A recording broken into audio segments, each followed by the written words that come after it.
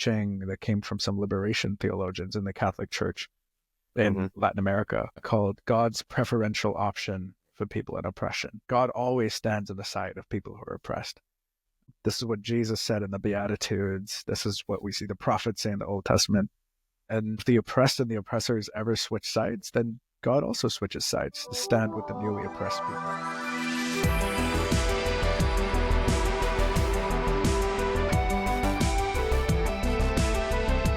Well, hey, welcome to Good Path Podcast. Really glad you're here today.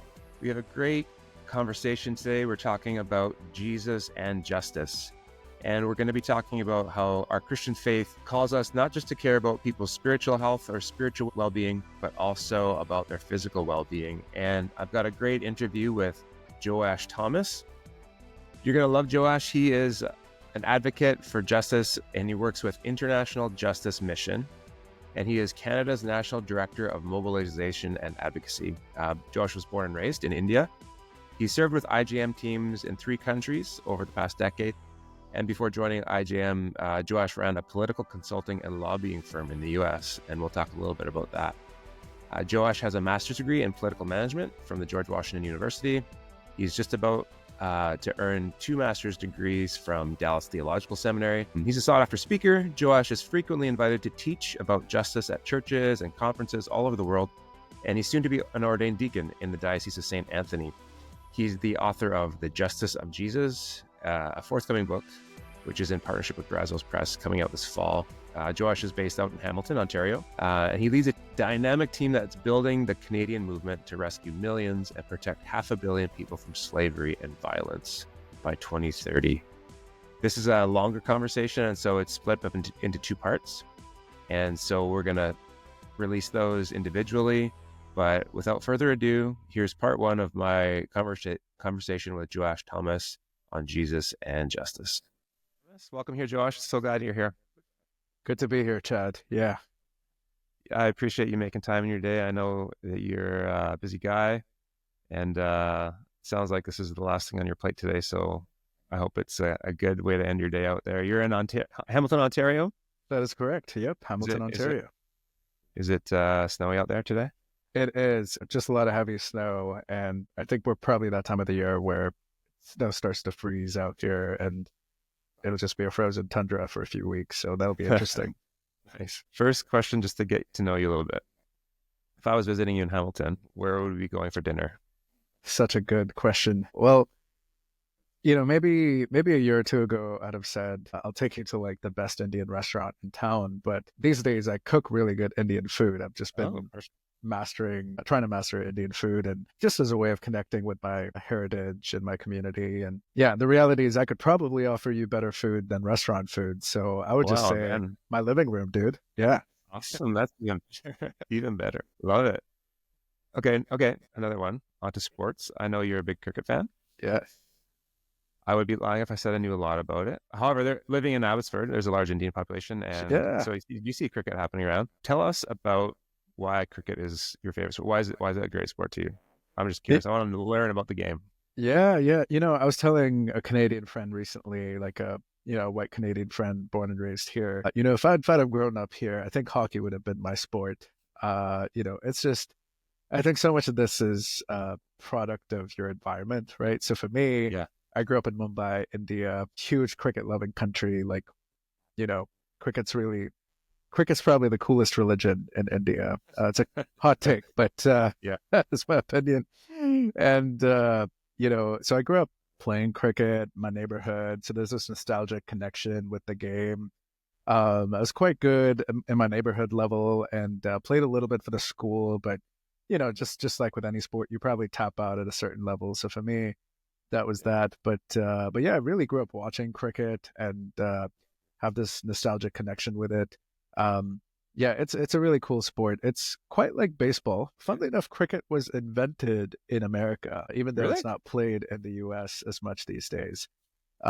So very much a North American origin sport, but the Brits kind of franchised it, like the franchise colonization. And it was one of the good gifts of colonization. I usually don't have nice things to say about colonization, but I'm a bit of a hypocrite when it comes to cricket. So it's been awesome. And there are so many countries around the world that play cricket today, most of them former colonies of the English Empire, the British Empire.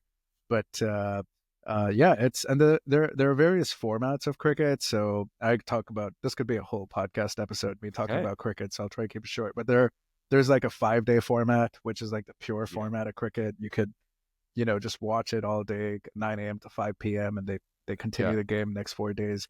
And then the shortest format of cricket is really a 3-hour game. So the whole game's done in 3 hours. So yeah, there's something for everyone in cricket. Yeah.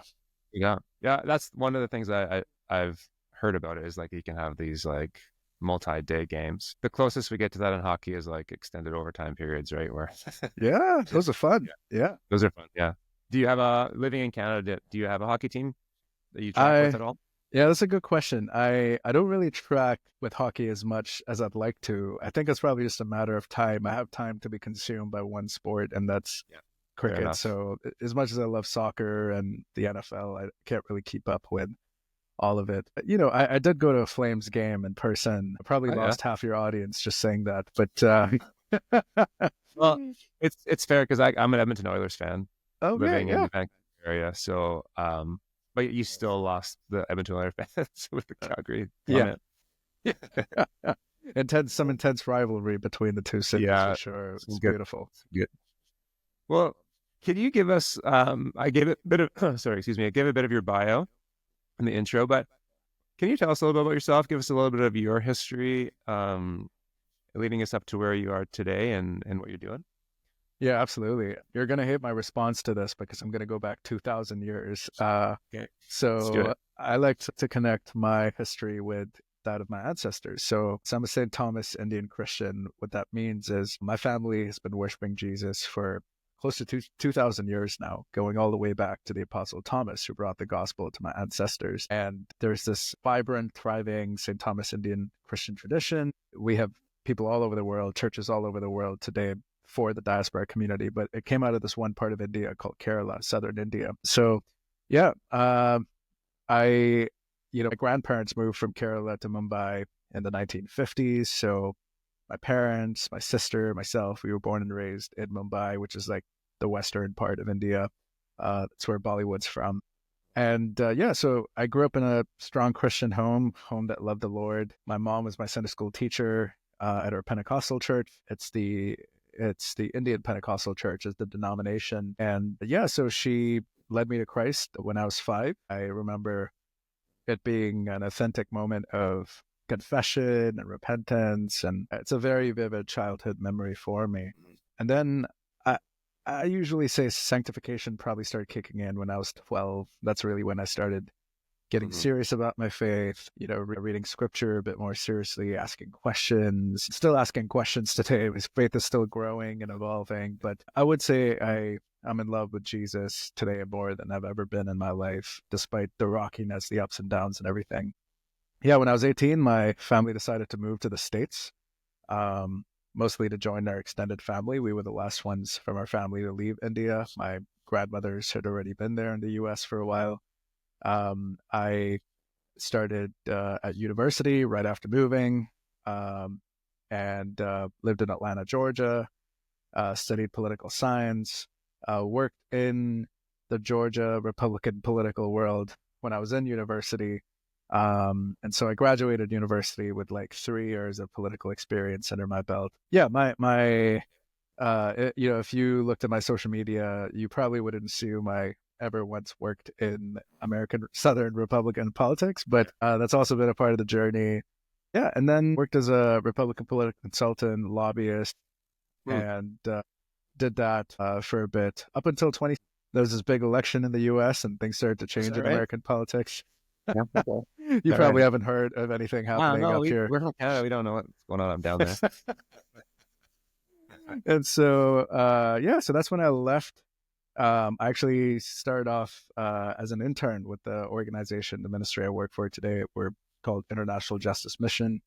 I serve in our Canadian leadership team, but I've been with the organization for 10 years now.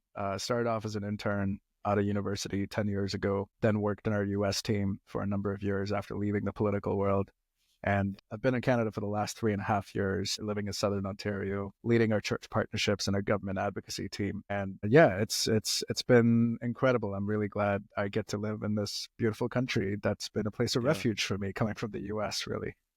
Can you tell us about International Justice Mission and just give us a brief articulation of what they're doing? Like, I know they're doing a lot of different things, but what their main kind of like orientation is, and what is your role within all of that?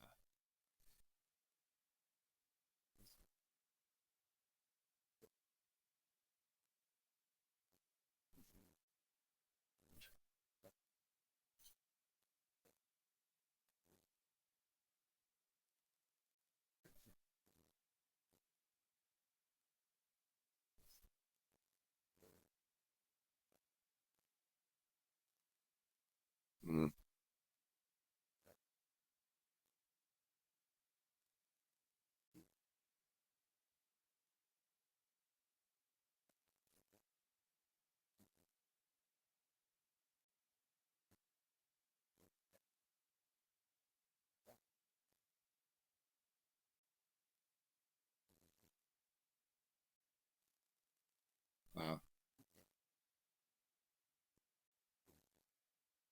Really? Yeah. Yeah.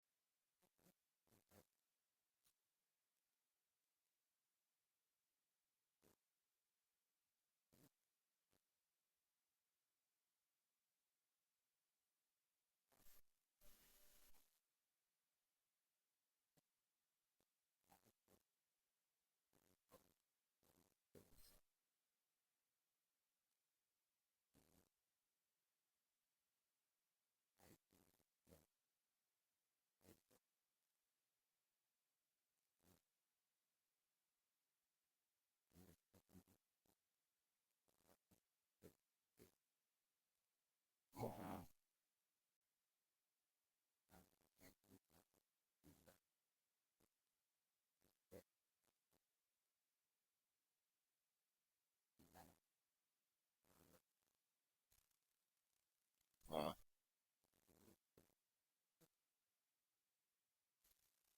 Hmm. Hmm. Okay.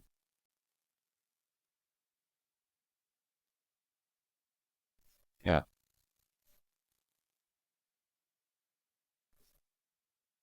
Mhm. Yeah.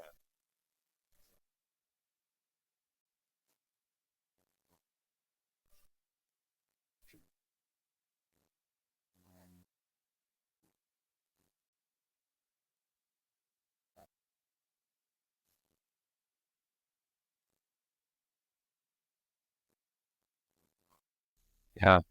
That's great. What are you hoping that Christians and churches will do when the needs are presented, when we're talking about justice, when we're talking about activating, you know, the Canadian church, the average Canadian Christian? What what's your vision for that?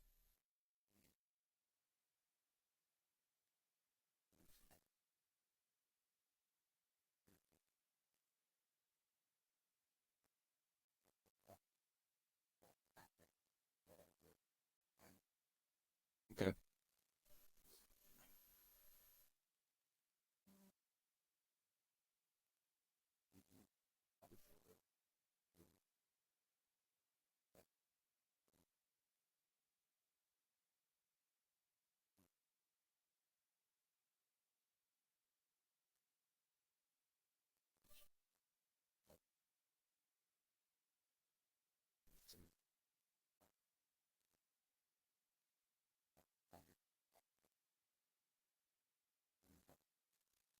Hmm. That's awesome. Yeah.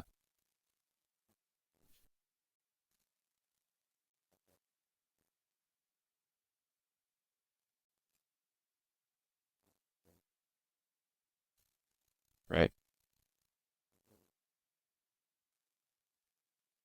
Yeah.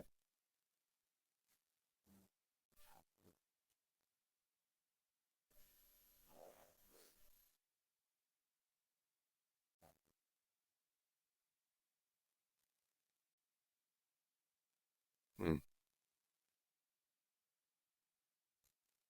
Hmm.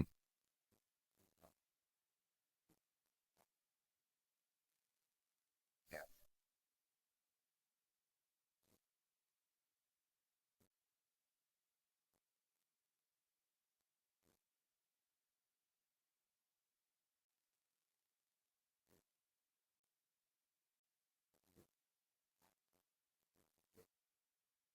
Yeah. That's really good. That's nice. Yeah, I'm really stoked that you're based out of Canada. Like watching you from a distance on socials and whatnot, and just loving the work that you're doing. It feels cool to know that you're doing it out of Canada, and love your heart for Canada too. Yeah, I love it. So when you came over to school in the States and you got into the political world, was that sort of were you thinking justice advocacy at that point, or were you on a different sort of track when you first came over Yeah, to the state? yeah. So I was thinking justice. So I've known about international justice missions since I was 15, growing up in India. Wanted to work for IJM. Okay. Yeah. Basically ever since then. And yeah, in terms of the career plan, my plan was to go to law school and work for IJM because I thought I had to be a lawyer to work for us. And so I ended up studying political science in university and studied international affairs, and then got my master's in political management from George Washington University. Yeah, I was working in the political world, so kind of lost sight of that original goal of working for IJM. But then really, I think things changed for me in the political world with the US political landscape changing. I had a crisis of faith in many ways where I had to really ask myself, what am I doing with my career and who am I really helping? And as a Christian, I just felt like, personally, I felt like I was being called more to serve people on the margins than people in power and doing public relations for them. So that was a major decision point for me in my life. I made that decision almost a decade ago. Came work for IJM, and thankfully, I still get to use the skills that I learned working in the political world, leading our government advocacy world here. Still get to use my education. I went to seminary after that too, and been doing more church work. But yeah, it's been an interesting journey, and I've learned that nothing ever goes to waste. So Yeah. it's been a lot of fun. Yeah. So in a sense, that crisis of faith that you talked about kind of led you back into your original sort of passion for justice. Yeah, that's such a great question. I think for me it was living in close proximity to the margins. So Wow. right out of university, the plan was to work on the presidential campaigns of 2016, and started working on one of those campaigns, and not the guy that won ultimately, but one of the other ones. And um, yeah, and then had this opportunity come up where I was invited to intern for us in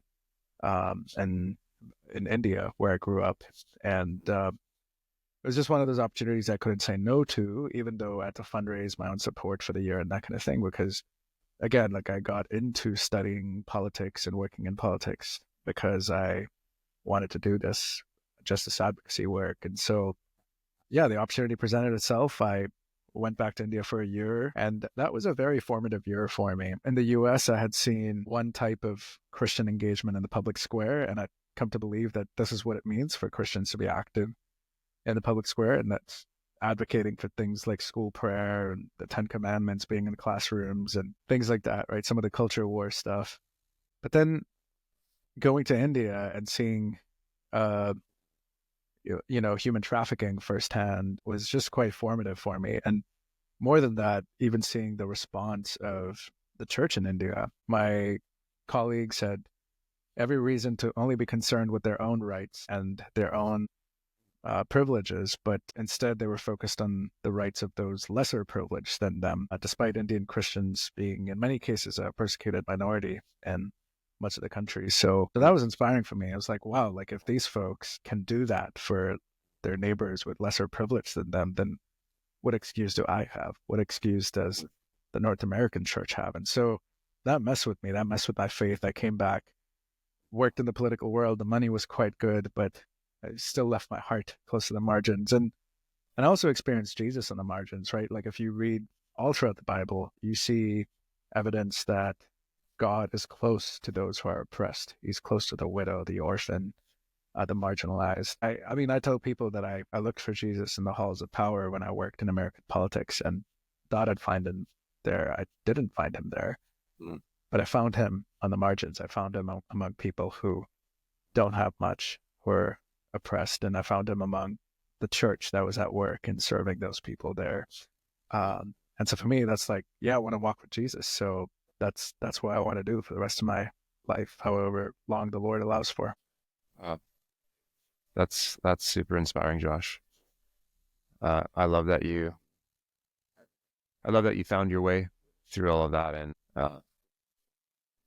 I imagine it was tempting in a lot of ways. Like you said, the money's good and power can be very enticing, and I imagine a lot of people can get sucked into that and sort of compromise their values and whatnot living in that world. And it's just so great to hear that you came through with your convictions and your passion intact.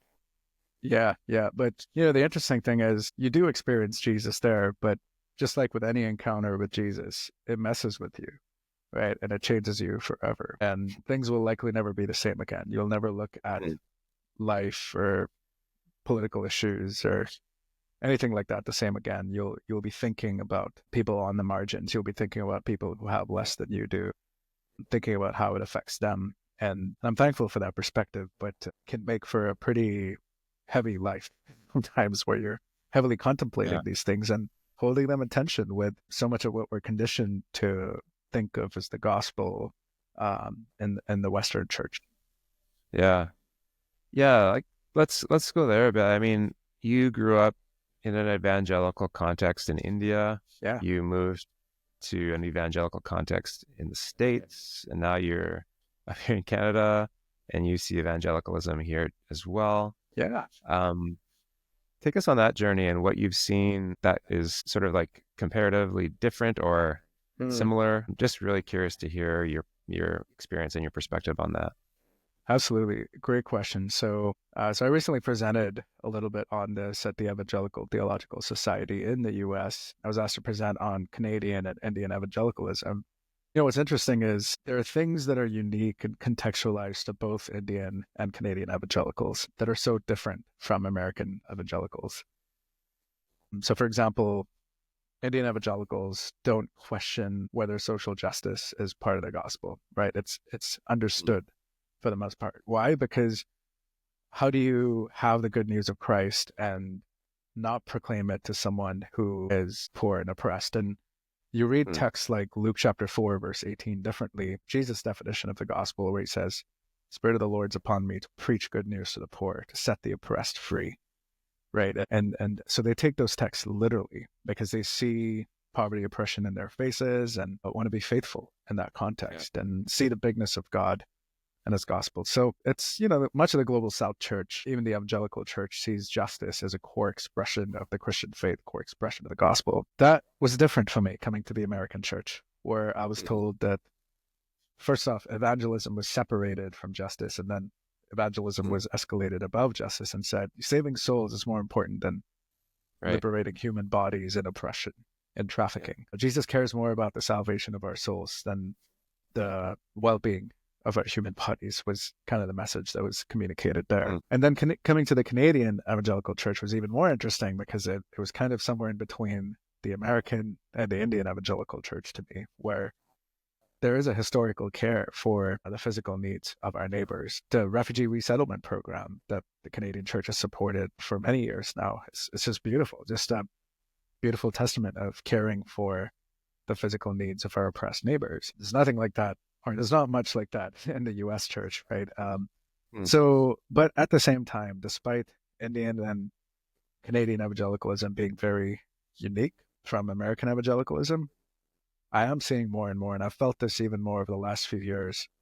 Um, the American empire, the American evangelical empire in many ways, um, is heavily influencing the evangelical movement all over the world.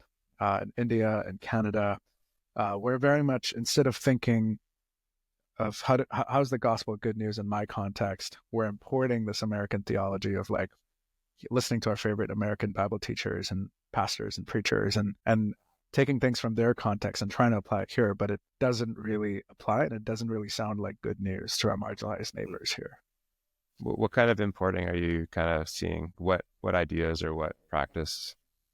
Yeah. So definitely the whole Jesus cares about our spiritual needs more than our physical needs messaging version of the Mm. gospel. So, I'll give real examples of this, right? And I put this in the book that I'm working on too. So I Right. connect with Canadian pastors all over the country. I lead a team that connects with Canadian pastors all across the country, building justice partnerships to rescue people from human trafficking all over the world. And what's interesting is at least once a week, my team will get a comment from a Canadian evangelical pastor who'll say something like, what's the point of rescuing these children if their souls go to hell?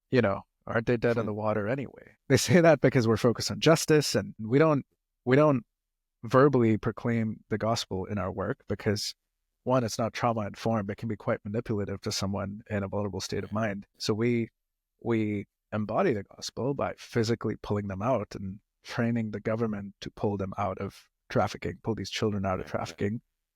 But somehow that's not good enough for a lot of evangelical church Yeah. leaders across the country. They see that as not as important as Yeah. saving the soul. Yeah. And it visibly disturbs me every time I hear feedback like this. I need to take a shower because I've met many of these children who were rescued, and I can't think of leaving them there just because we don't know what they do with their faith at the end of the day. Like, how is that Christian? How is that? Yeah. How does that look like Jesus? Right. So Yeah. that's one example. Yeah. That's heartbreaking to hear, especially yeah, it just makes me kind of ask, like, have you even read the Gospels, Right. or the prophets, Right. you know? Yeah, Right. that's tough. Yeah, and just to latch onto what you just said there, Chad, have you read the Gospels, right? Like in the Gospels, we see Jesus caring about both. We see him caring about spiritual needs and the physical needs, right? Like, what does he do in the Gospel of Luke after he says, "The Spirit of the Lord is upon me to preach good news to the poor"? He goes and he does that with people in poverty and oppression. He heals people, right? He casts out demons from people. Like he restores the physical health of people, Mhm. and he's restoring sight to the blind. He's doing this, so he's showing that the gospel is both physical and spiritual, and the physical points to the spiritual, right? Yeah, And yeah, so we see Jesus completely counter the narrative of so much of American totally. evangelicalism, unfortunately. Yeah. Yeah, I like the story of the paralytic young man who's brought by his friends, and it messes with our soteriology a bit, our theology of salvation, when his friends bring him to Jesus because they believe he'll heal them, and Jesus sees their faith and says your sins are forgiven. And then people are like, what? And he's like, well, just so I can prove that I have this authority, I'll heal his body as well. Mm. And he rises up. And but yeah, again, it's just that comprehensive view. Like, what are we talking about when we're talking about salvation? Are we just talking about like one day going to heaven? And we could have a whole other episode on how we got there Yeah, theologically. But yeah, and that's actually a good part of what my book is about, right? Like, is so it? Yeah. Cool. where I say I connect this with colonization, and I say the injustice of colonization wasn't just bad for people like my ancestors who were colonized. It wasn't just bad for the oppressed. It was also bad for the oppressors and those on their side. And if you look at the history of colonization, so much of the Western Church, Catholic, Anglican, Protestant, Reformed, all across the entire spectrum, so much of the Western Church actually actively supported the colonization of the global South. Yeah. And yeah, again, injustice isn't just bad for the oppressed; it's also bad for the oppressor because it shapes us. And I also argue that that's actually shaped the Western Church. The Western Church's participation in the injustice of colonization shaped the Western Church to resist justice today. Right. Because we were telling people all over the world being colonized or enslaved that Jesus, no, just put your faith in Jesus. Everything will be okay in the next life. Jesus cares more about your soul Yeah. than your body. And then today, in abusive churches around the Wow. West, victims of abuse are told the same thing. Victims of sexual abuse are told the same thing. And so we've lost so much of the beauty of the gospel because of our historic participation in injustice. And I'm not just saying this for the Western Church, right? So my ancestors, who were St. Thomas Indian Christians, we participated in the caste oppression of our lower caste neighbors. And that also negatively shaped us, right? So it shaped us negatively. So what do we do with that? We can't change the past, but we can be faithful in the present. And that's my challenge to the Western Church today through my book, as well as everything I do. Yeah. Your book, you're writing The Justice of Jesus. Yeah. That's right. Yes. It's called The Justice of Jesus. It's in partnership with Brazos Press, Baker Publishing. Pre-orders go live February this year, and then the book comes out September. So yeah, I'm looking forward to that. Yeah. And sorry, just to go back, we were just talking about colonization.